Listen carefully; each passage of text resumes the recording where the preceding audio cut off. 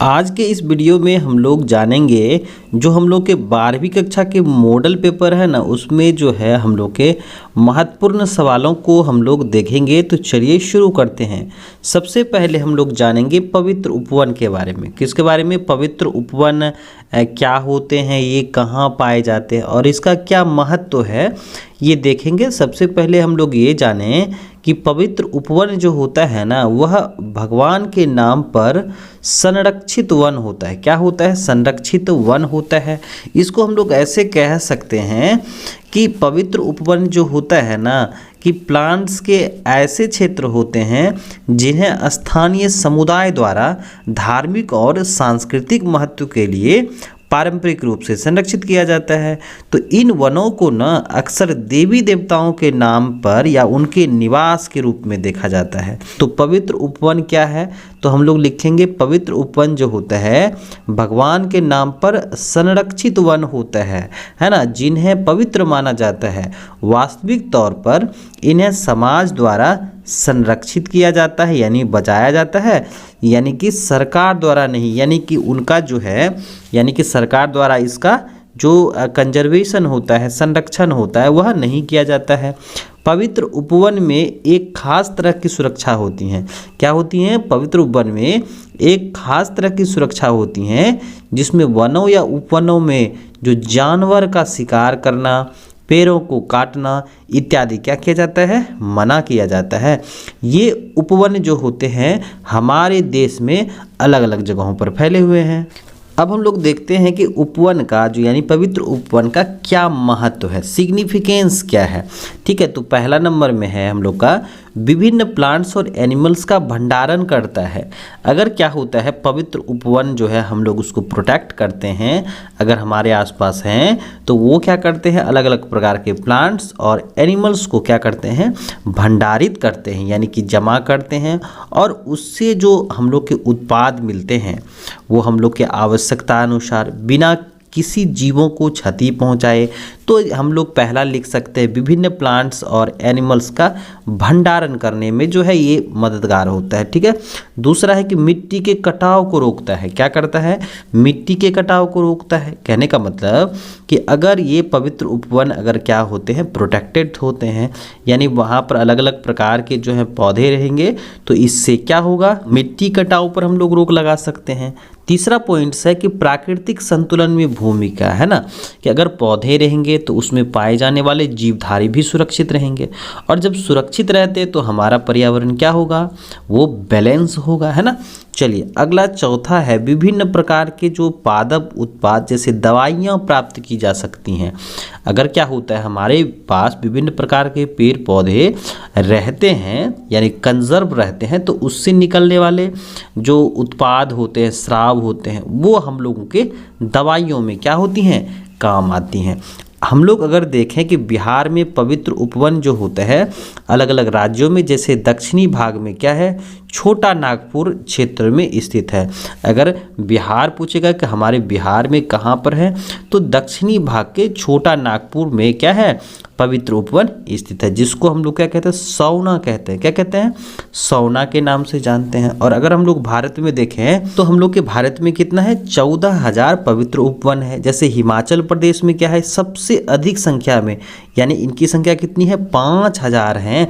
केरल की अगर बात करी जाए तो वहाँ पर क्या है, 2,000 पवित्र उपवन है। महाराष्ट्र में कितने हैं, 1600 है। और कर्नाटक की अगर बात करें तो वहाँ पर 1424 पवित्र उपवन है ना। आंध्र प्रदेश में जो है 750 पवित्र उपवन है, और पश्चिम बंगाल में 670 पवित्र उपवन है। इस तरह से हम लोगों के जो है ना भारत में लगभग जो है 14,000 पवित्र उपवन है। फिर हम लोग आगे लिखेंगे कि पवित्र उपवन के, यानी कि जो हम लोग के पवित्र उपवन होते हैं, प्लांट्स के ऐसे क्षेत्र होते हैं जिन्हें स्थानीय समुदाय द्वारा धार्मिक और सांस्कृतिक महत्व के लिए पारंपरिक रूप से संरक्षित किया जाता है।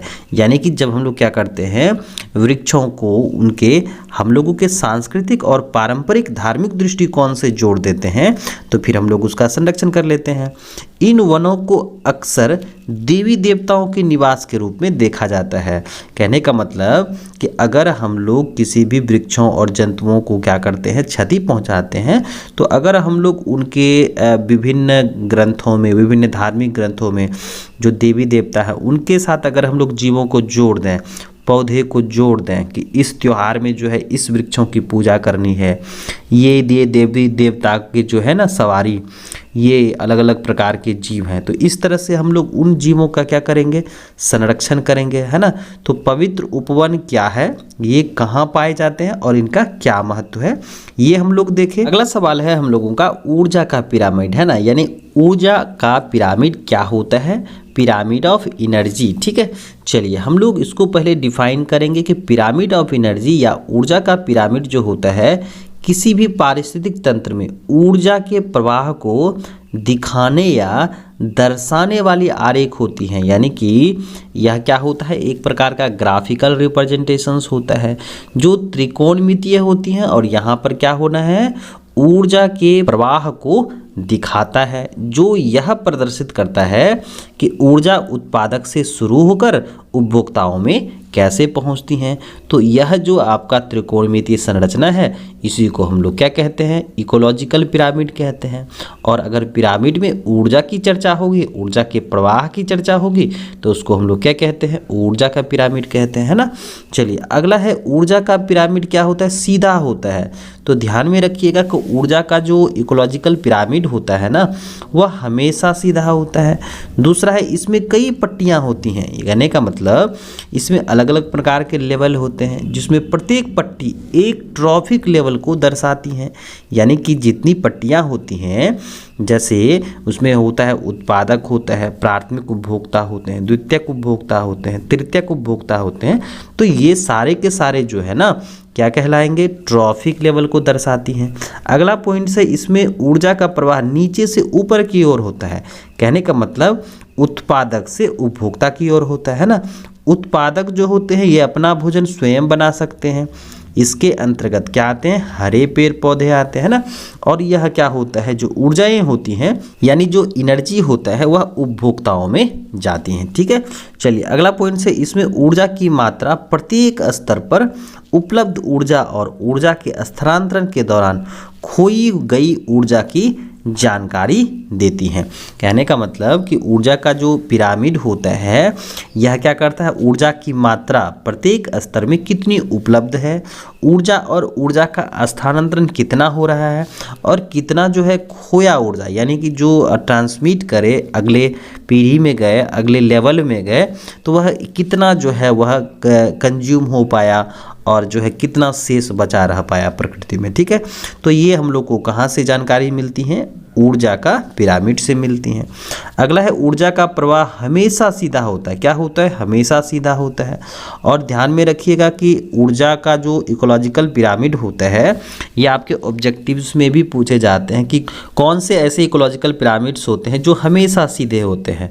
तो याद रखिएगा इकोलॉजिकल पिरामिड्स में ऊर्जा का इकोलॉजिकल पिरामिड क्या होता है, सीधा होता है, क्योंकि ऊर्जा का प्रवाह क्या होता है, एक दिशीय होता है, इसीलिए अतः ऊर्जा का पिरामिड क्या होता है, सीधा होता है, जिसमें स्वपोषी जीवों द्वारा भोजन के रूपों में संग्रहित ऊर्जा शाकाहारी जीवों को भोजन के रूप में उपलब्ध होती हैं, यानी कि उत्पादक में बनती हैं और प्राथमिक द्वितीयक और तृतीयक से होते हुए कहाँ तक पहुँचती हैं, आपके सर्वोच्च उपभोक्ता तक पहुँचती हैं। इस ऊर्जा का केवल 10% ही शाकाहारी जीव को अपने बायोमास से संग्रहित कर पाते हैं और शेष 90% का उपयोग वे क्या करते हैं, चयापचय गतिविधि में करते हैं। तो यहाँ पर हम लोग को याद रखना है कि 10% का जो नियम है वह कौन से वैज्ञानिक ने दिया था, तो याद रखिएगा लिंडमैन ने दिया था 1942 ईस्वी में। तो ऊर्जा का पिरामिड ये हो गया हम लोगों का। अगला सवाल है स्पर्धी अपवर्जन नियम क्या होता है ना, कि जो आपका कॉम्पिटिटिव एक्सक्लूशन प्रिंसिपल्स है यह क्या होता है। तो हम लोग इसको किस प्रकार से लिखेंगे कि एक ही तरह के संसाधनों के लिए क्या है, एक ही तरह के संसाधन के लिए, जैसे मान लिया जाए कि जंगलों में जो है दो जंगली भैंसें लड़ रही हैं, जो दो जंगली शेर लड़ रहे हैं, है ना, टाइगर लड़ रहा है, किसी एक भोजन स्रोत के लिए लड़ रहा है, तो उसमें होने वाली जो प्रतिस्पर्धा होती है, संघर्ष होती हैं, दो जातियों के लंबे समय तक एक साथ नहीं रह सकती। यानी कि जो संघर्ष होता है, स्ट्रगल होता है, वह लंबे समय तक नहीं रह सकता है। तो इसको हम लोग नोट्स करेंगे कि एक ही तरह के संसाधनों के लिए प्रतिस्पर्धा करने वाली दो जातियां लंबे समय तक एक साथ नहीं रह सकती। ठीक है। और जो आपका स्पर्धी अपवर्तक नियम जो हो है ना, ये आपके कौन से वैज्ञानिक ने दिया था? GF गॉस ने दिया था। तो याद रखिएगा, ये ऑब्जेक्टिव्स में पूछा जा सकता है कि आपका स्पर्धी अपवर्जक नियम किसने दिया। तो इस नियम का प्रतिपादन किसने किया था?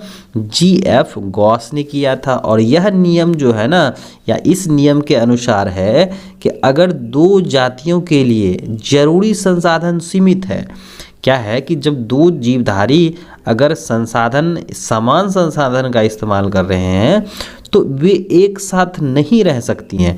कंडीशन क्या है कि संसाधन जब क्या हो जाएगा?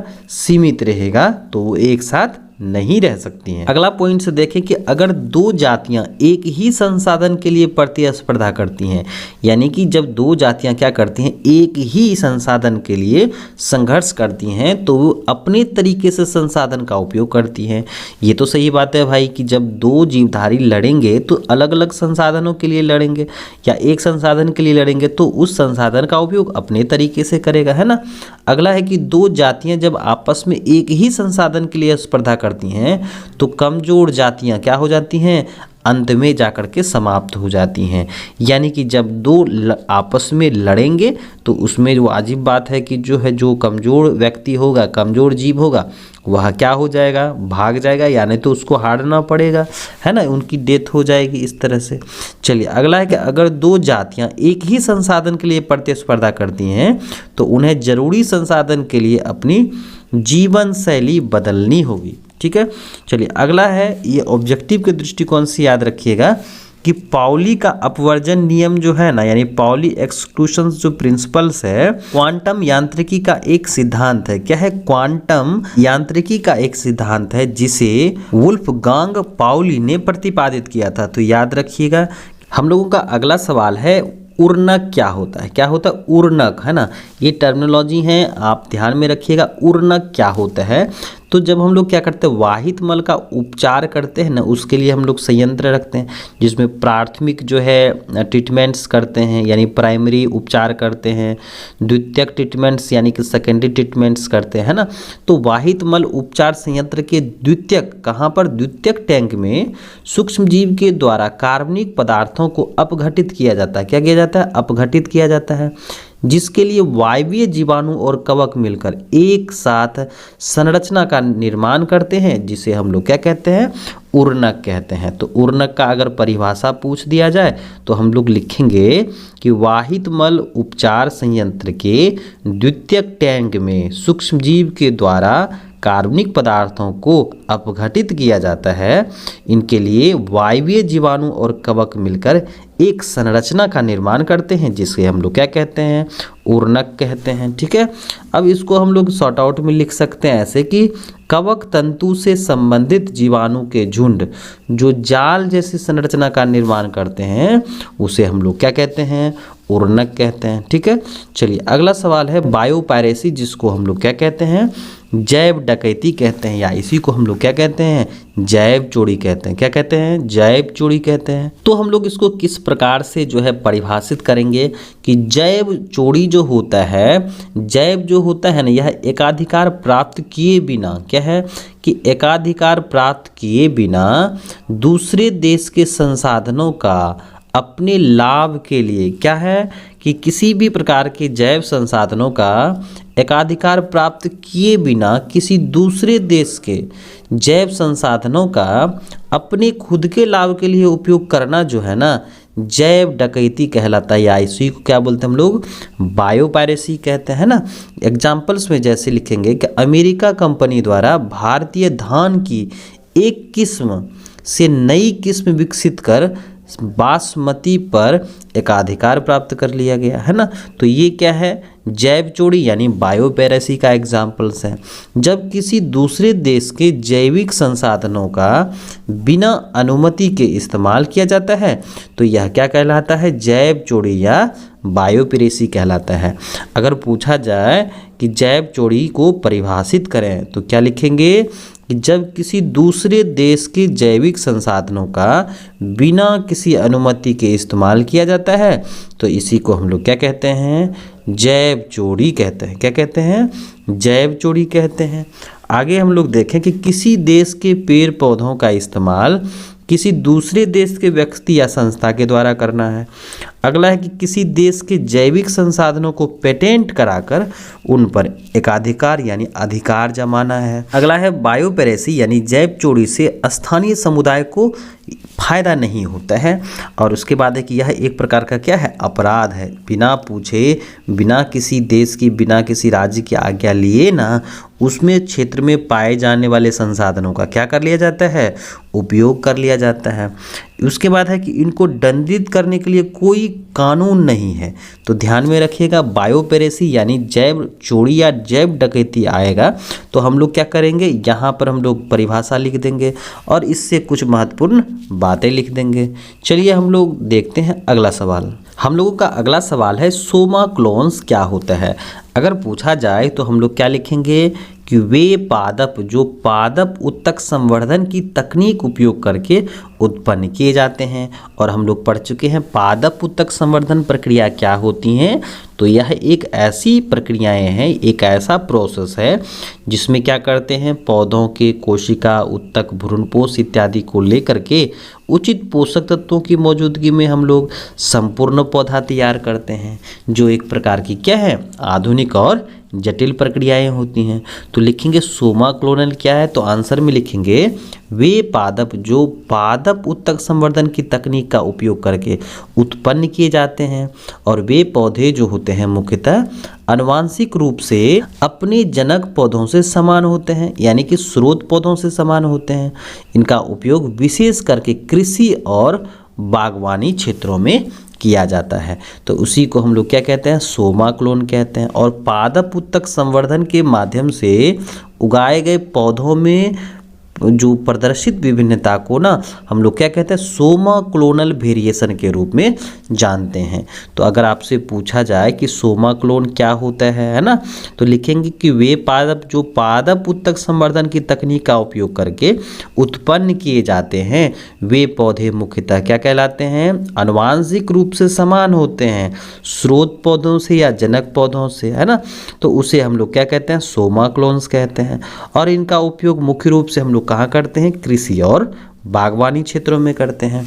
अगला है हम लोग देखें कि पादप उत्तक संवर्धन के माध्यम से उगाए गए पौधों में जो प्रदर्शित विभिन्नता को हम लोग क्या कहते हैं, सोमा क्लोनल वेरिएशंस कहते हैं। अगला है एक्सप्रेस्ड सीक्वेंस टैग्स। क्या है, एक्सप्रेस्ड सीक्वेंस टैग्स, है ना, EST। तो देखिए यहाँ पर हम लोग देखते हैं कैसे इसको लिखेंगे कि यह एक प्रकार का क्या है, DNA के शॉर्ट सीक्वेंस होते हैं जो किसी जीव के किसी भी जीन के एक भाग का प्रतिनिधित्व करते हैं। और ये सीक्वेंस जो होते हैं मुख्यतः mRNA से बनाए जाते हैं, जो DNA से प्रोटीन बनाने के लिए आवश्यक सूचना को कोशिका के विभिन्न हिस्सों तक पहुंचाया जाता है। तो क्या लिखेंगे, और आपसे पूछा जाएगा कि EST का पूरा नाम बताएं, तो क्या कहेंगे, एक्सप्रेस्ड सीक्वेंस टैग्स होता है। यह एक प्रकार की क्या है, DNA के शॉर्ट सीक्वेंस होते हैं जो किसी जीव के किसी भी जीन्स के एक भाग का प्रतिनिधित्व करते हैं। और ये सीक्वेंस मुख्यतः mRNA से बनाए जाते हैं जो DNA से प्रोटीन बनाने के लिए आवश्यक सूचना को कोशिका के विभिन्न हिस्सों तक क्या किया जाता है, पहुंचाया जाता है। इसका उपयोग नए जीनों की खोज के लिए किया जाता है। और अगर हम लोग पॉइंट्स वाइज लिखें तो EST यानी कि एक्सप्रेस्ड सीक्वेंस टैग्स का इस्तेमाल जो है यह जानने के लिए भी किया जाता है कि उत्तक या कोशिका सक्रिय हैं या निष्क्रिय हैं। तो ध्यान में रखिएगा कि EST का उपयोग जो होता है ना, कोशिका उत्तक के सक्रियता में भी हम लोग करते हैं।